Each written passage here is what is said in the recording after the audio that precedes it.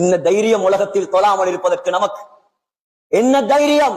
இன்று மௌத்து வந்தால் வீணாக்கிய தொழுகைகள் எல்லாம் சக்கராத்தில் விளங்கும். பாங்கு சத்தம் காதுல கேக்குது, பள்ளியில செவிடன போல போறான். இப்ப போறார், இந்த பணம் தான் பெருசு, காசுதான் பெருசு, அல்லா பெருசு இல்ல, கடைதான் பெருசு, வாங்க சொல்லி முஅத்தின் தொழில் அது. அவர் சொல்லட்டுமே, ஏண்ட தொழில நாம் பார்க்கணுமே. எவ்வளோ உரிமை! அல்லாஹ் கூப்பிட்டு வராமல் இருப்பதற்கு உரிமையை நம்மிடம் தந்தது யார்? யார் சகோதரர்களே? இந்த ஜுமாவில் முடிவெடுங்கள்.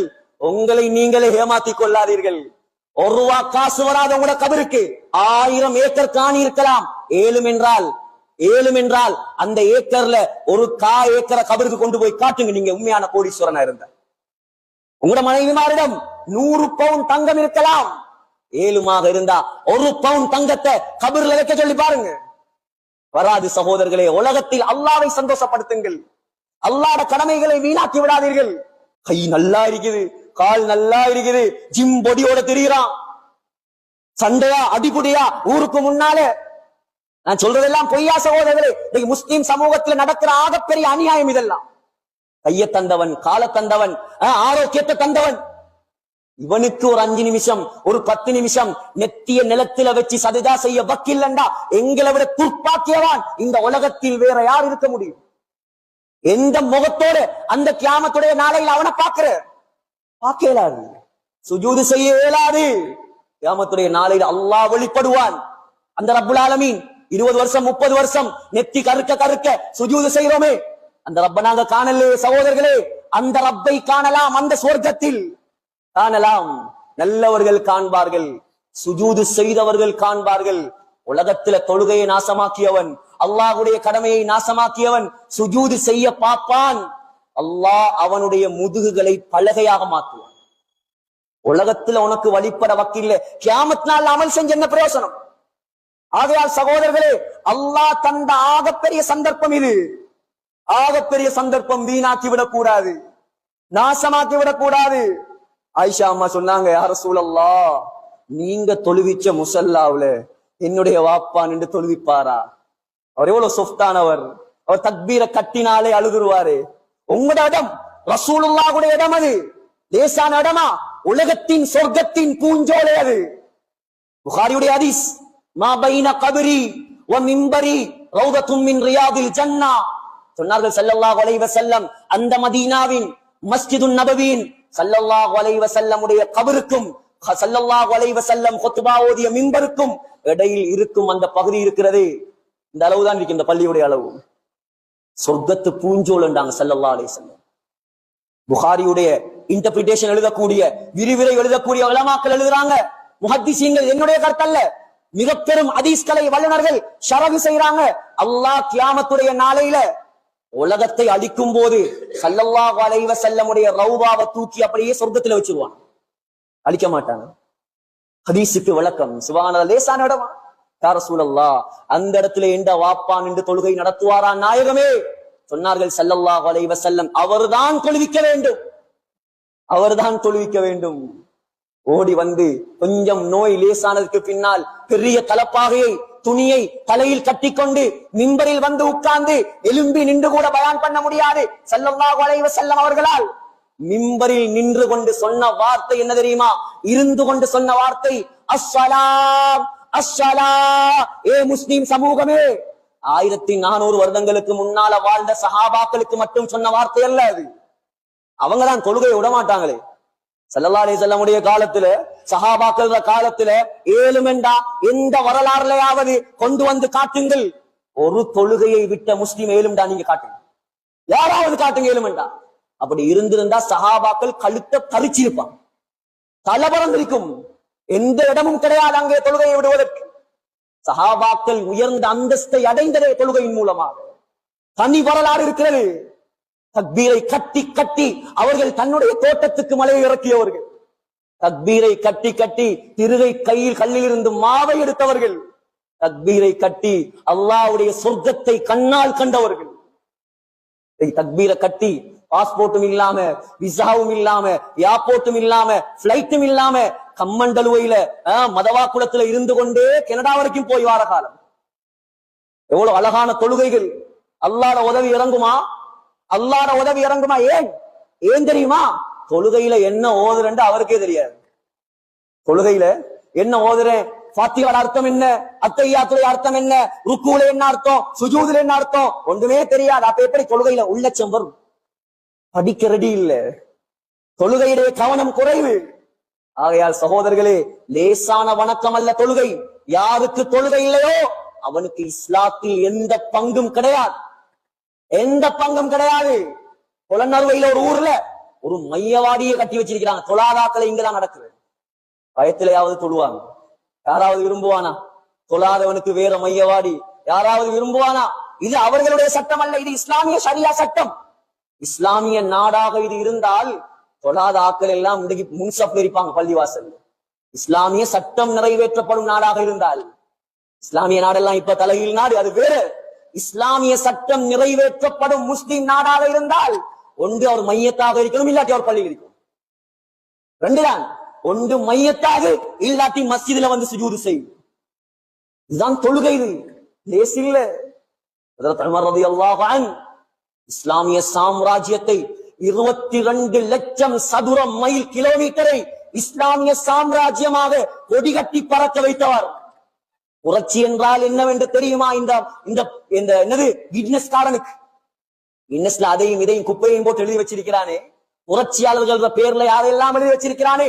புரட்சி என்றால் என்னவென்று தெரியுமா அவனுக்கு? உலகத்தில் உண்மையான புரட்சி செய்தவர் ஸல்லல்லாஹு அலைஹி வஸல்லம். உலகத்தின் புரட்சிக்கு உதாரணம் உமர் ரலியல்லாஹு அன்ஹு. முஸ்லிம்கள் மாத்திரமா, அந்நியர்கள் கூட சொல்லிவிட்டார்கள், உமருடைய ஆட்சி வந்தால்தான் இந்த உலகத்தில் மீண்டும் நீதி நிலைநாட்டப்படும். 1400 வருடங்களுக்கு முன்னால் இந்த உம்மத்து இழந்த உமருடைய ஆட்சி கியாமத் நாள் வரைக்கும் வராது, கியாமத் நாள் வரைக்கும் கிடைக்காது. ஹஜ்ரத் ஈசா அலைஹிஸ்ஸலாம் வரும் வரைக்கும் இந்த உலகத்தில் நீதி நிலைநாட்டப்படாது. ஹஜ்ரத் மஹ்தி அலைஹிஸ்ஸலாம் வரும் வரைக்கும் இந்த உலகம் உமருடைய ஆட்சியை காணாது. அவரை பற்றி மாத்திரம் 1000 குத்துபா ஓதலாம். அவருடைய நீதியை பற்றி தனி குத்துபா, அவருடைய நியாயத்தை பற்றி தனி குத்துபா, அவருடைய தக்வாவை பற்றி தனி குத்துபா. அல்லாமா இப்னு சீரின் கனவுக்கு விளக்கம் சொல்லும் மிகப்பெரிய ஆளு. உலமாக்கள் சொல்றாங்க, யூசுப் அலைஹிஸ்ஸலாத்துக்கு பின்னால் அல்லாஹ் இந்த உலகத்தில் கனவு விளக்கத்தை இப்னு சீரினுக்கு தான் ஆக ஆழமாக படித்து கொடுத்திருந்தார். சொல்றார், ஹஜ்ரத் உமர் ரலியல்லாஹு அன்ஹுவை கனவுல கண்டாலே கனவு கண்டவர் தக்வாதாரியாக மாறுவார், கனவு கண்டவன் ஈமான்தாரியாக மாறுவார். எப்படி தலைவர் அவர்! மஸ்ஜிது நபவியில் சுபகு தொழுகையில் முதலாவது ரக்காத்தை முடித்துவிட்டு 2வது ரக்காத்தில் எழும்பி நின்று கொண்டு ஓதிக் கொண்டிருக்கிறார் ஹஜ்ரத் உமர் ரலியல்லாஹு அன்ஹு. வெளிச்சம், லைட்டுகள், போக்கஸ் பல்புகள் இல்லாத காலம், ஈமானுடைய வெளிச்சம் மாத்திரம் இருந்த காலம். ஹஜ்ரத் முகீரத் இப்னு ஷுஅபா ரலியல்லாஹு அன்ஹுடைய அடிமை, முகீரத் இப்னு ஷுஅபாவுடைய அடிமை அபூ லுஆ ஃபைரோஸ் என்பவன் என்ன செய்தான்? ஒரு கத்தியை வைத்திருந்தான். எவ்வளவு பயங்கரமான கத்தி என்றால், 2 பக்கமும் கூராக்கப்பட்டு நடுவில் புடி போடப்பட்ட கத்தி. அந்த கத்திக்கு அரபியில் பெயர் ஹஞ்சர். ஹஞ்சர் என்ற கத்தி. சகோதரர்களே, அந்த கத்தியில நஞ்சை பூசி வைத்திருந்தார் ஹஜ்ரத் உமர். சுப்ஹானல்லாஹ். சொல்லும் பொழுதே இந்த உலகத்துக்கு ஏற்பட்ட பேரிழப்பது, உலகம் காணாத இழப்பு அது. நபி அலைஹிஸ்ஸலாத்துக்கு பின்னால் ஸல்லல்லாஹு அலைஹி வஸல்லம் உடைய அருமை கலீஃபா தக்பீரை கட்டி தொழுவித்துக் கொண்டிருக்கிறார். 2வது ரக்காத்தில் குத்தினான். ஓடி வந்த உமர் ரலியல்லாஹு அன்ஹுவை 3 குத்து குத்தினான். குடல் அறுபட்டு ரத்தம் ஓடிக்கொண்டே இருக்கிறது. ஹஜ்ரத் உமர் ரலியல்லாஹு அன்ஹு அப்படியே தொழுகையிலேயே மயங்கி விழுந்து விட்டார்கள். ஹஜ்ரத் உமரோடு சேர்த்து 12 சஹாபாக்களை குத்தினான், பிடிக்க வந்தவர்கள். அதுல கிட்டத்தட்ட 6 பேர் அந்த இடத்திலேயே மௌத். கடைசியாக சஹாபாக்கள் பள்ளிவாசல்ல இருந்த ஒரு சாக்கை போட்டு அவனை பிடித்தார்கள். தன்னைத்தானே குத்தி கொண்டு செத்து விட்டான் அந்த ஷியா. சகோதரர்களே, உமர் ரலியல்லாஹு அன்ஹுடைய ரத்தம் மஸ்ஜிது நபவி எல்லாம் ஓடுகிறது. ஹஜ்ரத் உமரை, அந்த ஒப்பற்ற கலீஃபாவை, உலகத்தில் நீதியை நிலைநாட்டியவரை சஹாபாக்கள் சுமந்து கொண்டு போய் வீட்டில் வைக்கிறார்கள். முழிப்பு வந்த உடனே முதலாவது கேட்ட கேள்வி, நமக்கு முழிப்பு வந்தா இந்த காணி, இந்த கார், இந்த மனைவி, இந்த 100 பவுன் நகை, இந்த கட்டிலுக்கு கீழே இவ்வளவு இருக்குது, இந்த பேங்க்ல இவ்வளவு அக்கவுண்ட்ல இருக்குது, இதெல்லாம் கெடுத்து இவங்களுக்கு கொடுத்துருங்க. அவர் பேங்க்ல 1 ரூபாவும் இல்லை, அவர் ஜனாதிபதி தான். உலகத்தையே கட்டியாண்டவர் தான். ஆனால் பைத்துல் மால்ல கூட ஒரு ரூபா சுரண்டியது கிடையாது. கொண்டு வந்து காட்டுக பாப்போம் மேலும் இப்படி ஒரு ஜனாதிபதி இருக்கவும் முடியாது, இருக்கவும் மாட்டாங்க. சகோதரர்களே, முதலாவது கண்ணை திறந்து கேட்ட கேள்வி அஸ்ஸல்லைது. மயக்கத்திலிருந்து முழிப்பு வந்த உடனே, ஏ முஸ்லிம்களே, எனக்கும் உங்களுக்குமான பாடம். சின்ன சின்ன காரணங்களுக்காக தொழுகைக்கு சாக்கு போக்கு சொல்லக்கூடிய நமக்கு இருக்கும் மிகப்பெரிய பாடம் அந்த கலீஃபாவுடைய வாழ்க்கை வரலாற்றில். முதலாவது கேட்ட கேள்வி அஸ்ஸல்லைது, நான் தொழுது முடித்து விட்டேனா? என் தொலைப்போக்குல தானே குத்தினது, கல்புல இருந்ததா, நான் தொழுது முடித்து விட்டேனா? சஹாபாக்கள் சொன்னாங்க, இல்ல அமீருல் முஃமினீன், ஜனாதிபதியே, பக்கியத் அலைக ரக்அத்துன், ஒரு ரக்காத்து தான் நீங்க பூர்த்தியாக தொழுவீங்க, இரண்டாவது ரக்காத்துல உங்களை அந்த பாவி குத்திட்டான், மயங்கிட்டீங்க. அப்படியா? இன்னைக்கு புத்துவத்துல உட்கார்றது ஒரு ஃபேஷனா போயிட்டு இருப்பேன். நோயாளிகள் இருக்கிறாங்க, தங்கடம் உள்ளவங்க இருக்கிறாங்க, முறையாக இருக்கிறாங்க. நான் அவங்கள குறை சொல்லல, யாரும் மனம் வந்துடுவானா? முறையாக நோய் இருந்தா உலமாக்கள்கிட்ட மார்க்க சட்டத்தை கேட்டு அதை புத்துவத்துல உட்காரலாம், பிரச்சனை. ஆனா இன்னைக்கு சும்மா இருக்கிறவங்க ரோட்ல எல்லாம் நல்லா போறாங்க, நல்ல காய்கள் ஆரோக்கியத்தில் இருக்கிறாங்க, இங்க வந்தா புத்துவத்துல உட்கார்ந்துடுறாங்க. இந்தோனேஷியால ஒரு பள்ளியில ஒரு புத்துவம் காட்டல அவங்களால. இந்தோனேஷியா போய் பாருங்க, உலகத்துல அதிகமாக முஸ்லிம்கள் வாழக்கூடிய ஊர் நாடு, கோடிக்கணக்கான முஸ்லிம்கள். ஒரு மதரசா இருக்குது டாக்காவில நினைக்கிறேன், அந்த மதரசால மாத்திரம் 25,000 மாணவர்கள் ஓடுறாங்க. 25,000 மாணவர்கள். ஒரு பள்ளிவாசல்ல 2 தராவி ஜமாத் நடக்குது. அதுல ஒரு ஜமாத்துல ஒரு நாளைக்கு ஒரு குர்ஆன் ஓதப்படுது, அடுத்த ஜமாத்துல ஒரு நாளைக்கு 3 ஜுஸ் ஓதப்படுது, ஒரு தராவியில ஒரு குர்ஆன். ஆச்சரியம் சகோதரர்களே. இங்க என்னண்டா, எல்லா இடத்திலையும் புத்துவங்கள் கூடிட்டு, முறையாக நோய் இருந்தால் உலமாக்கள் அணுகி சட்டத்தை கேட்டு உட்காரலாம், அல்லாஹ் தொழுகையை கபூல் செய்வான். அது இல்லாம யாருக்கெல்லாம் நிக்கிறதுக்கு சக்தி இருந்து பரவான தொழுகையில உட்கார்ந்து தக்பீர் கட்டுவீர்களோ உங்களோட தொழுகை ஏற்றுக்கொள்ளப்படாது. நிக்கிறதுக்கு சக்தி இருக்குது, நின்றுதான் ஒரு தக்பீர் கட்டணும். பரவான தொழுகையில உட்கார்ந்து தக்பீர் கட்ட இயலாது. சுஜூது செய்யலாம், சிலருக்கு நிக்க இயலாது, சுஜூது செய்யலாம். அப்படி இருந்தா அவர் உட்கார்ந்து தொழுதுட்டு சுஜூதுக்கு அவர் கீழே போகணும், சுஜூதுக்கு அவர் கீழே போகணும், இல்லாட்டி அந்த தொழுகை ஏற்றுக்கொள்ளப்படாது. 1000 சட்டம் இருக்குது உட்கார்ந்து தொழுகிறது. அஸ்ஸலா அலல் குர்சி, உலமாக்கள் நிறைந்து வழிகிறாங்க, புடிச்சு படுங்க விஷயம்.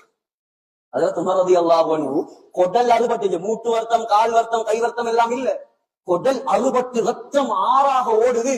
நான் தொழலையா, ஒரு ரக்கா தொழணுமா, எலும்பி நின்று தக்பீர் கட்டினார்.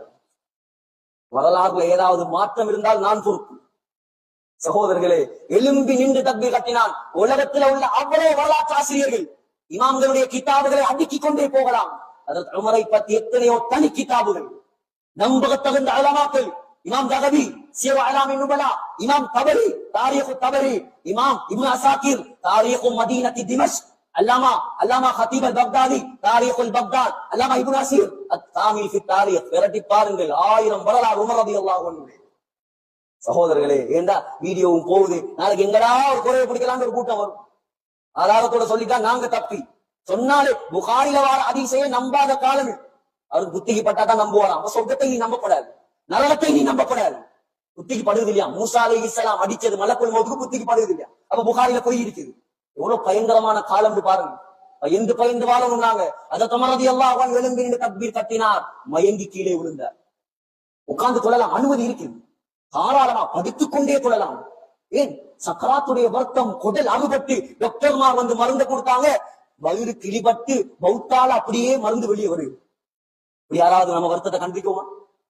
அழகா தொழலாம் படுத்துக்கொண்டு. இல்லை இல்லை, எழும்பி தொழுதார், எழும்பி தொழுதார். 2வது தரம் வாங்கினார், 3வது தரம் வாங்கினார், 4வது தரம் நின்று கஷ்டப்பட்டு கண்ணீர் வடிய வடிய ரத்தம் வடிய வடிய தொழுது முடித்து விட்டு சொன்னார், அல்ஹம்துலில்லாஹ், அல்லாஹ்வுக்கே எல்லா புகழும், அல்லதி அஆனனி அலா ஸலாத்தி, எனக்கு தொழுறதுக்கு உதவி செஞ்சானே.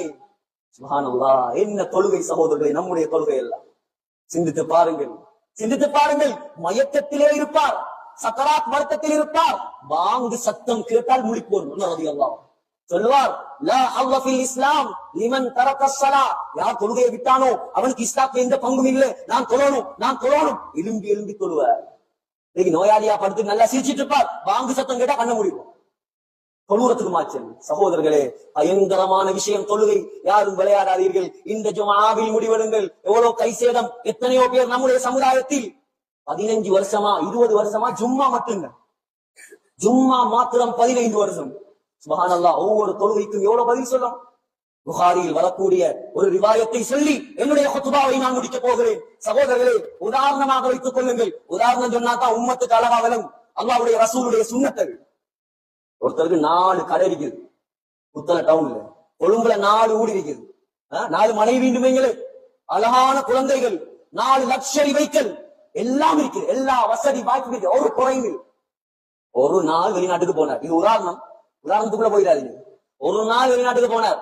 ஒரு ட்ரிப் போட்டு ஒரு பிசினஸ் தேவையாக இந்தியாவுக்கு போனார். எப்பவுமே இந்தியாவுக்கு போய் திரும்பி வந்து பாக்குறார். ஹாஜி மனைவியையும் காணல, 4 வாகனத்தையும் காணல, 4 பொஞ்சாலிமாரையும் காணல, 4 ஊட்டையும் காணோம், 4 கடையையும் காணோம். ஒரு சின்ன ஒரு பூகம்பம் தான், எல்லாம் அழிஞ்சு போயிடுச்சு. இவன் யோசிப்பா, ஹாஜி என்ன யோசிப்பாரு? நான் மட்டும் ஏன் தப்பினேன், நானும் மௌத்தாகி இருக்கலாமே. ஏன் ஒன்றுமே இல்லை. கோடீஸ்வரனாக இருந்தவர், பில்லியனராக இருந்தவர், இப்ப ஓட்டாண்டியா மாறிட்டார். குடும்பமும் இல்ல, சொத்தும் இல்ல, செல்வம் இல்ல, எல்லாம் போயிடுச்சு. வேற என்ன நினைப்பார்? நானும் அழிஞ்சு போயிருந்தா நல்லா இருக்குமே. செலவாளிகள் சொன்னாங்க, புகாரில வருது, மன் ஃபாத்தத்ஹு ஸலாத்துல் அஸ்ரி ஃபகஅன்னமா புத்திர அஹ்லுஹு வ மாலுஹு. யார் ஒருவருக்கு ஒரு அசர் தொழுகை தொழ கிடைக்கலையோ, ஒரு அசர் தொழுகை இன்றைக்கு பார்க்கணும். இந்த ஊர்ல இந்த பள்ளி வாசல் நிலைமை இன்ஷா அல்லாஹ் மாறும். இதுதான் கத்துறது, கொத்தபாவுறது. எவ்வளவு தூரத்துல இருந்து எடுப்பிச்சிருக்கிறான், எவ்வளவு சிரமத்துக்கு மத்தியில வந்திருக்குது, எவ்வளவு சிரமத்துக்கு மத்தியில அதற்குமார்கள் முயற்சி செஞ்சு, நிர்வாகம் முயற்சி செஞ்சு, என்னத்துக்கு? நம்முடைய ஊர்ல யாராவது வந்து எதையாவது பேசி மக்களை அல்லாஹ்வோட தொடர்பாக்கணும், பேருக்கும் புகழுக்கும் அல்ல. அதுக்கு நான் சும்மா இன்டர்ல இருக்கு கம்ப்யூட்டரையும் சயின்ஸையும் பேசுறது அல்ல, சும்மா நவீனம் பேசுறது அல்ல. ஜுமாவுடைய நோக்கமே மக்கள் அல்லாஹ்வோட தொடர்பாகும். கம்ப்யூட்டரும் சயின்ஸும் பேசுறதுக்கு வேற இடங்கள் இருக்கு. இது அல்லாஹ்வுடைய ரசூலுடைய அமானிதமான இடம். அமானிதம் பேசக்கூடியவர்கள் தான் மிம்பர்களையும் வரும். உங்களோட கொள்கைகளை, உங்களோட ஊருடைய கட்டுப்பாடுகளை ஒரு நாளும் விட்டுக் கொடுத்து விடாதீர்கள். உங்களோட ஊருடைய சிறப்பு எல்லாரும் சொன்னாங்க, ஒரு அசர் தொழுகை யாருக்காவது வேண்டும் என்று தப்பி போனால் அவன் குடும்பமும் சொத்தும் அழிஞ்சி நாசமாகுவதை விட பயங்கரமான ஒரு அசர் தொழுகை. நபியுடைய வார்த்தை யோசிச்சு பாரு. எத்தனை அசருங்க, எத்தனை லுகரி, எத்தனை சுபகு. சிலாக்கள் சுபக கண்ணால கண்டதே கிடையாது. எலும்புறதே 10 மணிக்கு, நல்லா படுபடுன்னு படுத்து எலும்புறது 10 மணிக்கு கடைக்கு போறது. வாழ்க்கையில சுபகுகள் நிற்க மாட்டார். ட்ரிப் போறதாக இருந்தா 4 மணிக்கு எழும்பிட்டு உமாவை பாப்பா எழுப்பாட்டான். ஓனும் நோரையாக்கு வாங்க, உனக்கு நோரலியாவோட அல்லாஹ் கேவலமா? 4 மணிக்கு 5 மணிக்கு டீ கடையில போய் உட்கார்றியே, உண்ட டீ கடையை விட, அதுல திங்கிற பாலாப்பத்தை விட அல்லாஹ்வுடைய பள்ளிவாசல் கேவலமா? அல்லாஹ் அவ்வளவு மட்டமா உங்க பார்வையில உன்னை படைத்து பரிபாலித்து பராமரித்து இறைச்சித்து பாதுகாத்து போஷித்து கையை தந்து காலை தந்து பிள்ளைய தந்து சொத்தை தந்து செல்வத்தை தந்து எல்லாத்தையும் தந்து அந்த ரப்புல் ஆலமீனுக்கு ஒரு 5 நிமிஷம் 10 நிமிஷம் சுஜூது செய்ய வக்கில்லாட்டி நம்மளை போல நன்றி கெட்ட வந்த உலகத்துல யார் இருப்பான் சகோதரர்கள்? ஆகையால் உங்களுடைய ஊர் மாஷா அல்லாஹ் மதவாக்குளம் என்றால் இலங்கைக்கே தெரியும். ஒரு கட்டுப்பாடு, ஒரு ஒழுக்கம், ஒரு கட்டுக்கோப்பு. ஆனால் சகோதரர்களே, என்ன இது கோபத்திலேயோ விரோதத்திலேயோ பேசுறதில்லை. முதலாக இந்த மிம்பரில் கால் வைத்திருக்கிறேன் நான். உங்களோட ஊர்ல எப்படி இந்த ஆயிரக்கணக்கான மக்கள் இந்த பள்ளிவாசல்ல ஹுத்பால ஒன்றாக வந்திருக்கிறீங்களோ, இதே போல எல்லாரும் ஒன்றாக ஜன்னத்துல் ஃபிர்தௌஸ் இருக்கணும். இதான் நோக்கம், வேற ஒன்றும் இல்லை. இதான் நோக்கம். இதுக்குதான் கத்துறது, இதுக்குதான் பயம் காட்டுறது. சகோதரர்களே, சொர்க்கத்துல ஒன்றாக இருந்தனும். நம்மளோட இங்க இருக்கிற யாருமே தவறி கூட நரகம் போயிடக்கூடாது. அதுக்கு முயற்சி செய்யுங்க. ஊரை மாத்துங்க சகோதரர்களே. அல்லாஹ்வோட தொடர்பாக்குங்க. உலமாக்கள் கடமை மாத்திரம் அல்ல, நிர்வாகிகள் கடமை மாத்திரம் அல்ல, முழு ஊரும் பொறுப்பு. நம்முடைய ஊரை சொர்க்கவாசியாக மாற்றுவது, தொழுகையாளியாக மாற்றுவது, அல்லாஹ்வோடு தொடர்பாக்குவது, அல்லாஹ்வோட உதவியை இறக்குவது. சகோதரர்களே, இன்ஷா அல்லாஹ் இந்த விஷயத்துல முயற்சி செய்யுங்க. அதுக்கு பின்னால பாருங்க உங்களோட ஊருடைய தலையெழுத்து அல்லாஹ் எப்படி மாத்துறாங்க. எனவே எல்லாம் வல்ல அல்லாஹ் நம் அனைவரையும் பொருந்திக் கொள்வானாக. யா அல்லாஹ் நம்முடைய பாவங்களை மன்னிப்பாயாக. யா அல்லாஹ் நம்முடைய குற்றங்களை மன்னிப்பாயாக. இந்த ஊரை பொருந்திக் கொள்வாயாக. இந்த ஊர்ல உள்ள மதரசாவை பொருந்திக் கொள்வாயா. மதரசாவில் ஓதக்கூடிய மாணவர்கள் எல்லாரையும் பொருந்திக் கொள்வாயா. யா அல்லாஹ் சிறப்பான கண்ணியமான உயர்ந்த உலமாக்களாக முழு உம்மத்துக்கும் உண்ட மார்க்கத்தை கொண்டு போகக்கூடிய உலமாக்களாக இந்த மாணவர்களை கபூல் செய்வாயா. உனக்கு பொருத்தமான முறையில கியாமத் நாள் வரைக்கும் இந்த மதரசாவை நடத்தாக்குவாயா. பள்ளிவாசல்களை கபூல் செய்வாயாக. 100% தொழுகையாளிகள் உள்ள பள்ளியாக யா அல்லாஹ் இந்த ஜுமா பள்ளியை நீ கபூல் செய்வாயாக. ஊரில் உள்ள எல்லா மக்களின் தொழுகையாளியா கபூல் செய்வாயாக. யா அல்லாஹ் பெரும் பாவங்களை விட்டு இந்த ஊரை பாதுகாப்பாயாக. உனக்கு வெறுப்பான மக்களை விட்டு இந்த ஊரை பாதுகாப்பாயாக. யா அல்லாஹ் ரஹ்மானே, இருபையுள்ளவனே, சங்கையாளனே, யா அல்லாஹ் ஹஜ்ஜுடைய காலம் யா அல்லாஹ். யா அல்லாஹ் இந்த ஊர்ல உள்ள எல்லாருக்கும் ஹஜ்ஜுடைய பாக்கியத்தை கொடுப்பாயா. ஹஜ் செய்யாமல் உம்ரா செய்யாமல் இந்த ஊர்ல யாருக்கும் மௌத்த கொடுத்துறாத யா அல்லாஹ். எல்லாருக்கும் இந்த பைத்துல்லாஹ்வை கண்கூடாக கண்டு கண்ணீர் வடிக்கும் பாக்கியத்தை கொடுப்பாயா. இரக்கம் உள்ளவனே யா அல்லாஹ். உலகத்தில் எவ்வளவு காலம் வாழ்ந்தாலும் ஒரு கடைசி நாள் இருக்கிறது யா அல்லாஹ். அந்த கடைசி நாள் அது எப்பொழுது வரும், எங்கே வரும், எந்த நிலைமையில் வரும் எங்களுக்கு தெரியாது யா அல்லாஹ், உனக்கு மட்டும்தான் தெரியும் யா அல்லாஹ். அந்த கடைசி நாளை யா அல்லாஹ் மதீனா முனவ்வராவில் மஸ்ஜிதுன் நபவியில் ரௌதா ஷரீஃபில் சுஜூதுடைய நிலைமையில் சொர்க்கத்தை கண்ணால கண்டவர்களாக லா இலாஹ இல்லல்லாஹ் முஹம்மது ரசூலுல்லாஹ் என்ற கலிமா சொன்னவர்களாக யா அல்லாஹ் எங்களை மௌத்தாக்கிடு யா அல்லாஹ். எங்களுடைய துஆக்களை கபூல் செய்வாயாக. ஆமீன் ஆமீன் யா ரப்பல் ஆலமீன்.